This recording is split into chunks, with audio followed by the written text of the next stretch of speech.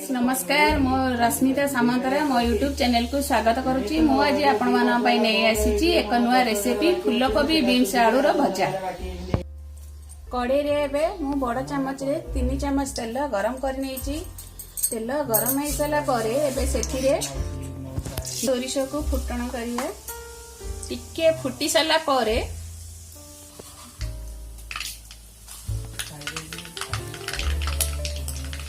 सोरिष फुटी सारे एबे सेथिरे पियाज को ऐड करिए। पियाज को टिके भाजी नेबा हल्का लाल होला पर्यंत।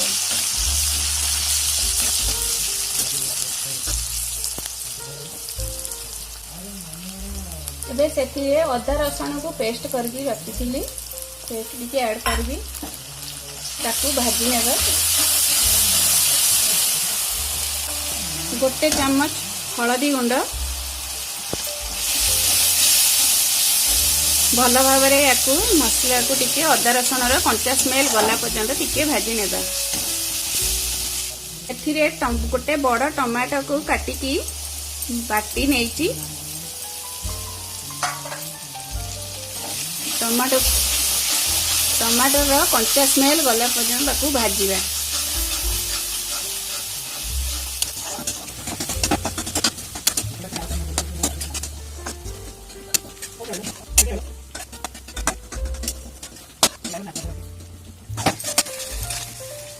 मसला टिके लो सीम रे ताकू घांटी नेबे हेई गलानी। एबे टिके सेथिरे मु जीरे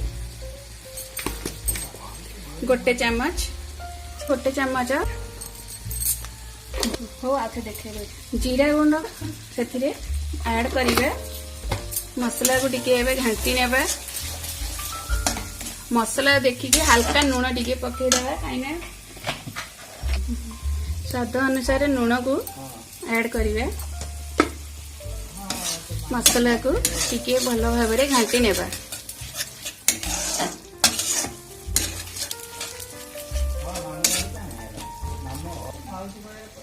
लंका गुंड हाफ टिके छोट चम्मच रे। मु आगुरु फूलकोबी बीन्स आलू सबू भाजी नेइची तेल रे। एबे सेथि सबू ऐड करिवे सहित एबे याकू सबू मिसेई नेबा। भाबरे मसला सहित परिबा को मिसेई नेबे। किछि समय पई एबे याकू पानी टिके देई घोड़ेई नेबा। गैसर सीम के एबे हाई रे रखी देबा। एबे एथिरे किछि मु अल्प पानी नै जाईची। पानी दे याकू एबे 5 मिनिट पई ढांकी देबी। एबे किछि समय होला पर घोड़णी की काढी नेबा। घोड़णी काढी सले पर देखिबा एबे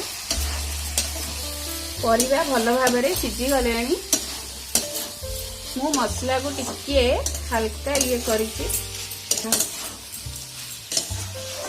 एबे हमर हेई गलेनी फूलकोबी आलू बीन्स भजा।